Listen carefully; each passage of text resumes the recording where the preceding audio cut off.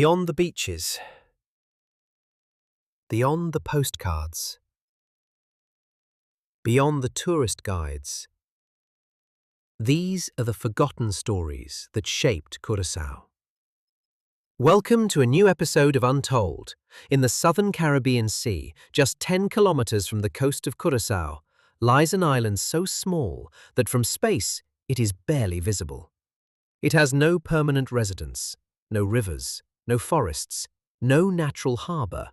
And yet, for centuries, this tiny strip of coral has witnessed some of the most remarkable chapters in Caribbean history. Nature created it. Birds transformed it. Empires exploited it. The sea never stopped testing it. Today, visitors know it as paradise.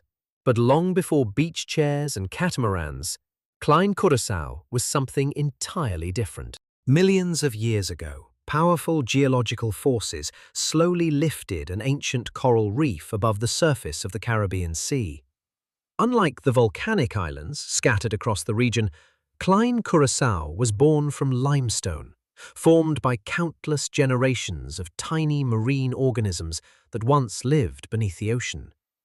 Even today, almost every rock beneath your feet was once alive. Wind sculpted the dunes. Waves carved the shoreline. Salt and sun shaped a landscape where survival has always been difficult. Fresh water is scarce. Trees struggle to grow. Every living creature that reached this island had to adapt or disappear. Long before people ever set foot here, Klein Curaçao belonged to birds. For thousands of years, frigate birds, terns, boobies, and countless other seabirds nested on this isolated reef. Season after season, generation after generation, they left behind enormous quantities of guano. What appeared to be little more than bird droppings slowly underwent a remarkable transformation. Rainwater, heat, and chemical reactions converted these organic deposits into phosphate-rich minerals buried beneath the surface. Nature had spent centuries creating something that would soon attract the attention of an industrializing Europe. In 1871, British mining engineer John Godden surveyed the island and immediately recognized the value hidden beneath the sand. Europe's farms were hungry for fertilizer.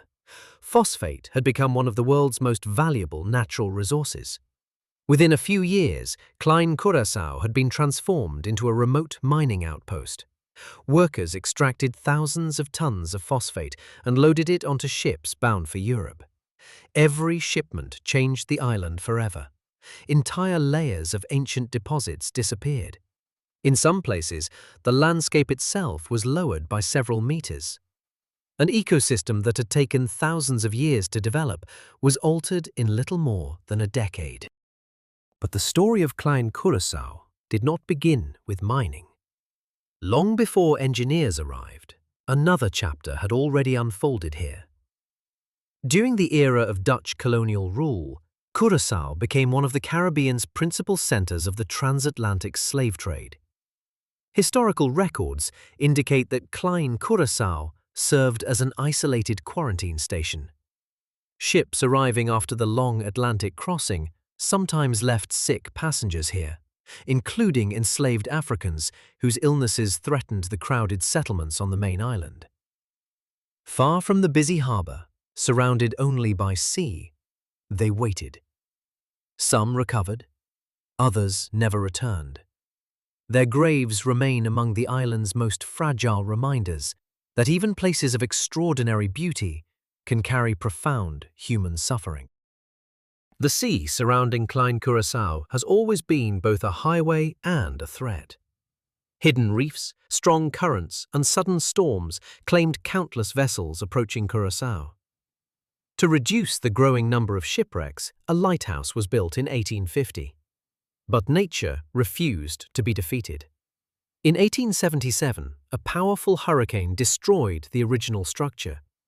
2 years later, a new lighthouse rose from the island's highest point. The Prince Hendrik Lighthouse has watched over these waters ever since. It has seen storms, wars, passing generations, and thousands of ships crossing the southern Caribbean. Even with a lighthouse standing guard, the sea continued to demand its tribute. Powerful trade winds and coral reefs have claimed numerous vessels over the centuries. One of the most recognizable reminders is the cargo ship Maria Bianca Guidesman, driven onto the reef in 1982.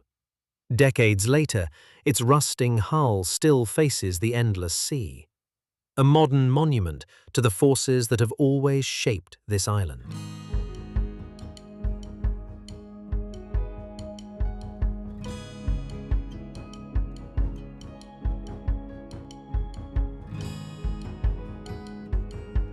Every afternoon, the last boats leave Klein Curaçao. Silence returns.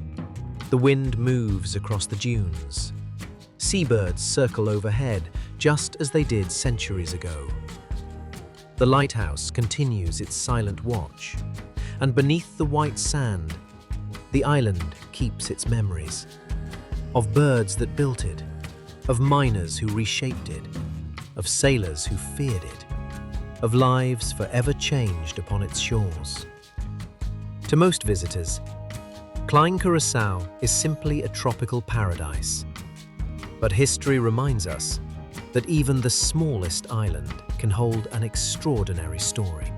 Thank you for watching another episode of Untold. If you enjoyed this story, subscribe and join us for the next one, because Curaçao still has many secrets waiting to be uncovered.